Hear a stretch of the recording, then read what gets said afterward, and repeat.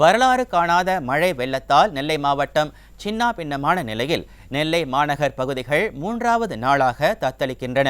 வெள்ளநீரை வெளியேற்ற விடியா அரசு துரும்பையும் கிள்ளி போடாத பெரியார் பேருந்து நிலையத்தை 3வது நாளாக வெள்ளம் சூழ்ந்துள்ளது.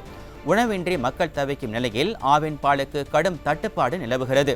இது தொடர்பான கூடுதல் விவரங்களை வழங்குகிறார் நமது செய்தியாளர் ராமலிங்கம். வணக்கம் ராமலிங்கம். நெல்லை மாவட்ட மக்கள் 3வது நாளாக அனுபவிக்கிற நரக வேதனை பற்றி எங்களுக்கு சொல்லுங்க. நிச்சயமா மணிபாரதி, அதாவது பார்த்தோம்னா கடந்த 2 நாட்களுக்கு முன்பாக நெல்லை மாவட்டத்தில் கனமழை பெய்தது. இதனால் மாவட்டம் முழுவதும் ஸ்தம்பித்துள்ளது என்று சொல்லலாம். அனைத்து பகுதிகளிலும் உள்ள கிராமங்கள், மாநகராட்சி பகுதியில் உள்ள அனைத்து இடங்களுமே வெள்ளத்தால் சூழப்பட்டு மக்கள் வெளியே வர முடியாத அளவிற்கு மிகவும் தவித்து வந்தனர். குறிப்பாக அரசு முன்னெச்சரிக்கை நடவடிக்கை எடுக்காத காரணத்தினால் மக்கள் பெரிய அளவில் பாதிக்கப்பட்டுள்ளனர் என்று சொல்லலாம். குறிப்பாக நெல்லை மாநகராட்சி நெல்லை சந்திப்பு பேருந்து நிலையம் இன்று வரை வெள்ளக்காடாக காட்சியளிக்கிறது.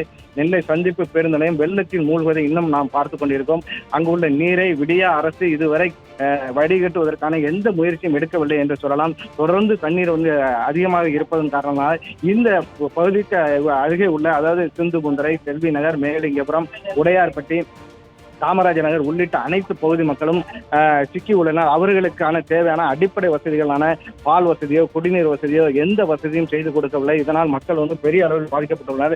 குறிப்பாக காமராஜர் நகரில் 5க்கும் மேற்பட்ட வீடுகள் இடிந்துள்ளன. அது மட்டும் இல்லாமல் இதே வெள்ளத்தில் ஏற்கனவே 2 பாடிகள் எடுக்கப்பட்டுள்ளது என்பது குறிப்பிடத்தக்கது. இன்னும் மேலும் உடல்கள் இருப்பதா என்பது இன்னும் தெரியவில்லை. எத்தனை உடல்கள் வெள்ளத்தில் அடித்துச் செல்லப்பட்டுள்ளன, உள்ள எதுவும் இருக்கிறதா என்பது ஒரு கேள்விக்குறியாக உள்ளது. அந்த அளவிற்கு இன்னும் தண்ணீர் நிலை சந்திப்பு இருப்பதை நாம் காண முடிகிறது. இங்கு உள்ள மக்கள் மிக பெரிய அளவில் கொந்தளிப்பில் இருக்கிறார்கள் என்பதை மட்டும் நாம் காண முடிகிறது. ஆனால் அந்த அளவுக்கு பெரிய அளவில் பாதிப்பு இருக்கிறது. 3 நாட்கள், அதாவது அவர்களுக்கு கொடுத்த கான்டாக்ட் எண் எதுவுமே தொடர்பு கொள்ள முடியாமல் அவர்களுக்கு எந்த வசதியும் இல்லாமல் இருக்காங்க. இப்போது மின்சார வசதி கூட காமராஜர் நகர் இன்னும் கிடைக்கவில்லை என்பது அவர்களுடைய பெரும் குறையாக இருக்குது. இதனால் குழந்தைகள் பெரிய தவித்து வருகிறது காண முடிகிறது. அடிப்படை பால் கூட கிடைக்காமல் இந்த பகுதியில் இன்னும் மக்கள் கஷ்டப்பட்டு வராங்க என்பது குறிப்பது. முகாம்கள் போதுமான அளவுக்கு எந்த வசதியும் செய்து கொடுக்காதனால் முகாமில் உள்ள மக்களும் நேற்று போராட்டத்தில் ஈடுபட்டுள்ளனர். அவர்களுக்கு தேவையான உணவு வகைகளை கூட இன்னும் சரியாக செய்து கொடுக்க முடியலை. தற்போது அண்ணா திராவிட முன்னேற்ற கழகம் சார்பில் அனைத்து வகையான ஏற்பாடுகளும் செய்து வருகிறது.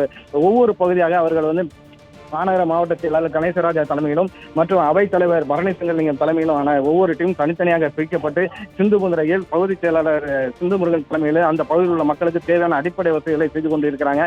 இவர்கள் இல்லை என்றால் இந்த பகுதியில் தண்ணீர் கிடைப்பது ரொம்ப, சாப்பாடு கிடைப்பது மிகவும் கஷ்டமாக இருக்கும் சூழ்நிலை உள்ளது. இந்த பகுதியில் தண்ணீர் வற்றினால் மட்டுமே அனைத்து தேவைகளும் பூர்த்தியாகும் என தெரிய வருகிறது. ஆனால் தண்ணீரை வடிகட்டுவதற்கான எந்த முயற்சியும் இந்த அரசாங்கம் செய்யவில்லை என்பது குறிப்பிடத்தக்கது. இதிலிருந்து மக்களை மீட்க நடவடிக்கை எடுக்குமா, விடிய அரசு வழக்கம் போல கேள்விக்குறியாகவே தூங்குமா என்பது ஒரு கேள்விக்குறியாக மக்கள் கேட்கிறார்கள். மக்கள் கொதித்து இருப்பதை நாம் காண முடிகிறது. மணிபாரதி.